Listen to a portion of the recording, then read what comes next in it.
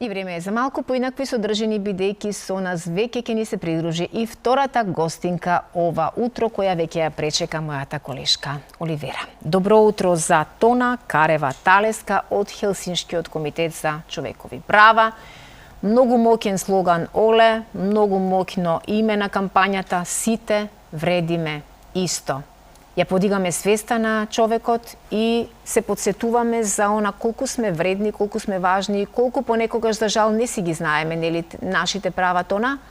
Точно, баш така. И треба да зборуваме за тоа, ви благодарам на поканата. Што почесто и што погласно, повелете. Благодариме, Суза.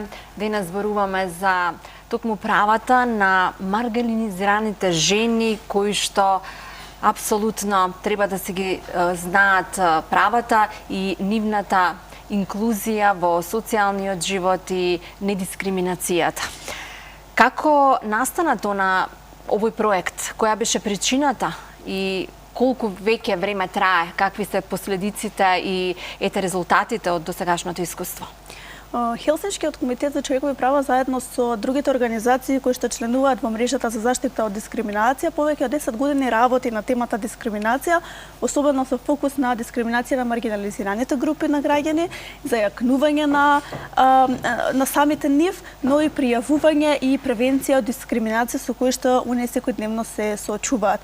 Во таа насока е и проектот кој што сега моментално го спроведуваме заедно со нашите партнери од ХОПС и од коалиција Маргини, за јакнување на жените од маргинализираните заедници од Скопскиот плански регион, со цел да ја превенираме дискриминацијата, да ги запознаеме жените со тоа што е дискриминација, каде може да пријават, затоа што многу често воопшто не се ни свесни дека тие некои сосема небитни, да речеме, или едноставни работи кои што им се случуваат се всушност дискриминација, резултат на предрасуди со кои што ние воопшто не сараѓаме со предрасуди, него предрасудите не се научени.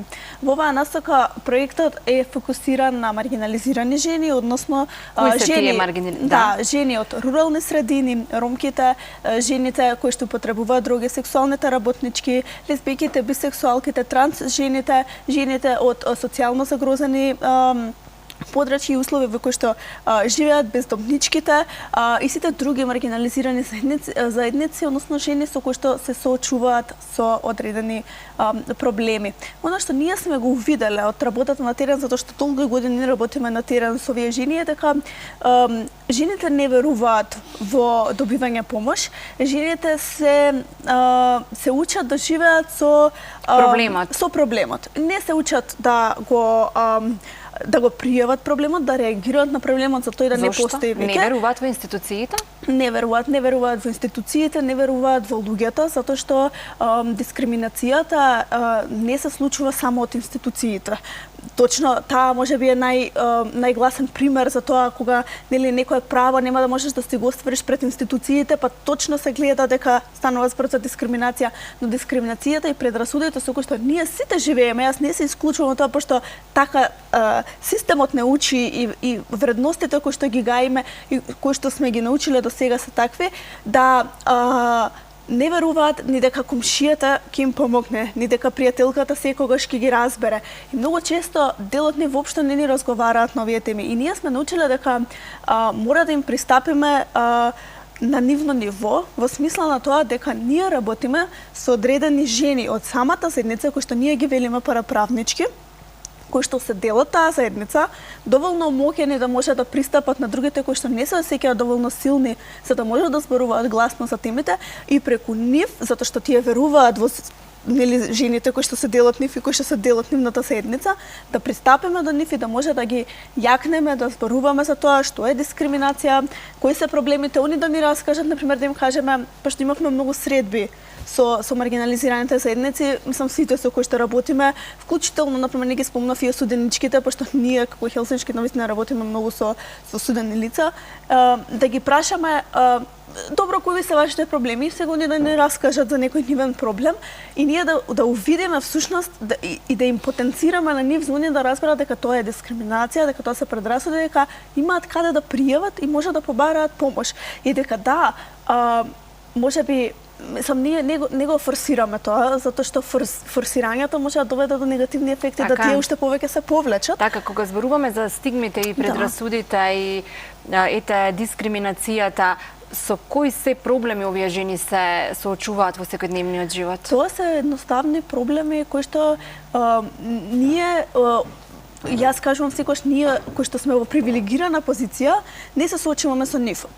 Например, да транс жена ја извадат од автобуси, не сака да ја возат во јавен превоз, кој што апсолутно би требало да се случи. Да не може било која жена која што употребува дроги да добие соодветна здравствена заштита и каде и да отиде да се соочува со стигма, предрасуди, не знаејќи, особено тргнувајќи од незнаењето на луѓето дека зависноста е болест и дека како таква треба да ја третираме.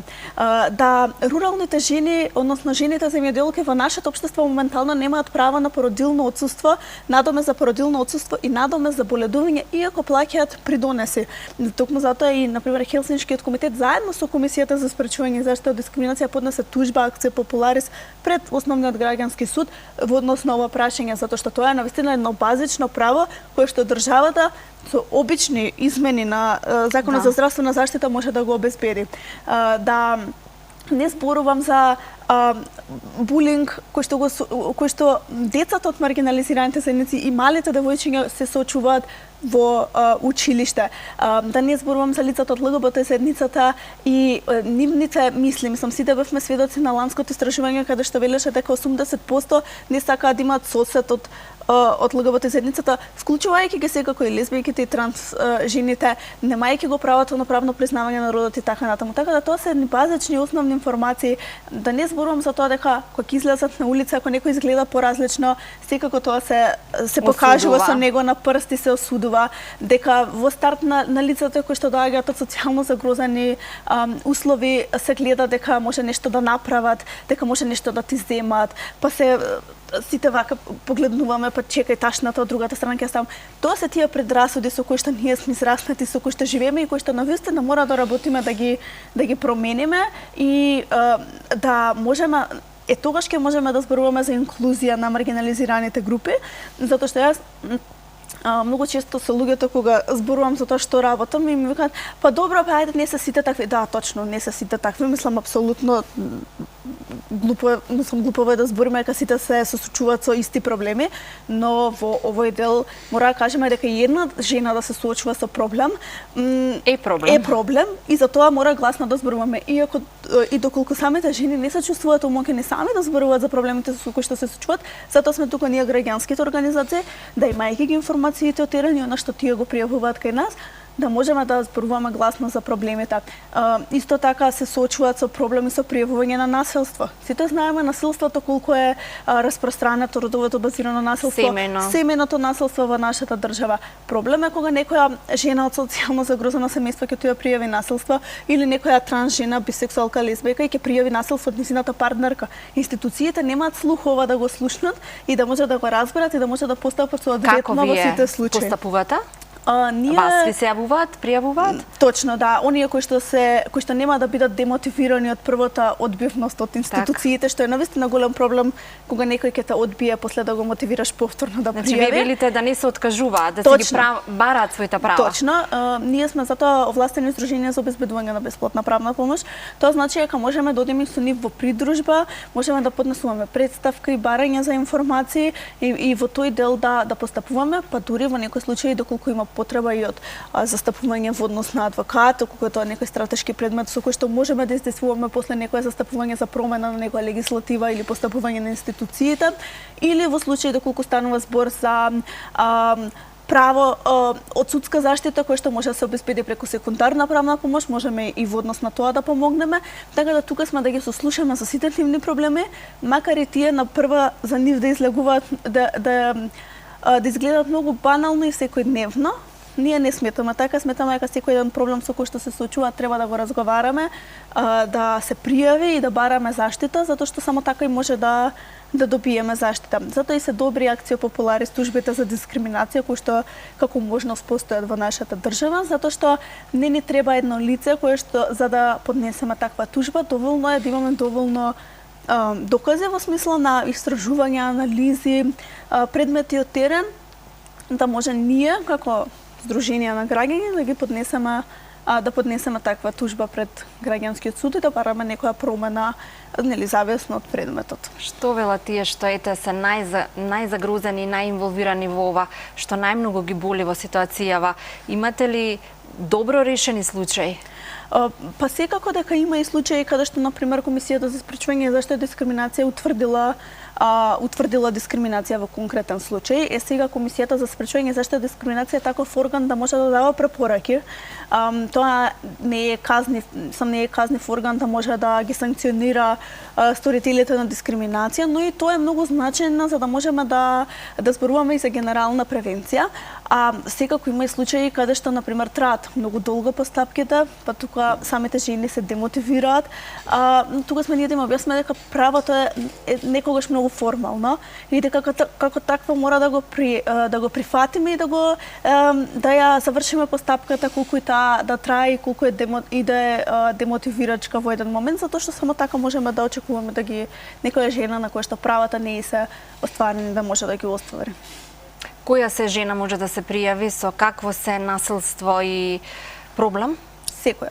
Буквално ние како Сдружение на граѓани сме отворени за сите жени со сите проблеми со кои што се соочуваат, затоа што секако сме овластено Сдружение за обезбедување бесплатна правна помош не само во случај на дискриминација, мислам и сите останати права, почнувајќи од правосудство, работни односи и сите оние прашања кои што може да им се јават, говор на омраза, дела од омраза и така натаму. Така да буквално секоја жена, секој човек кој што чувствува дека има некој проблем, кој што не знае како да го речи или се заглавил во патеката на институциите и постапката му трае многу долго или како да, можеме да во најмала рака можеме да го разгледаме предметот и да дадеме наше мислење за тоа што може или не може да се прави. Секако нашата работа и ја фокусира и на маргинализираните заедници, на оние кои што не се доволно моќни и не знаат доволно каде и што може да побараат за помош. Сите социјални права секако ги опфаќаме, социјалните услуги ги опфаќаме,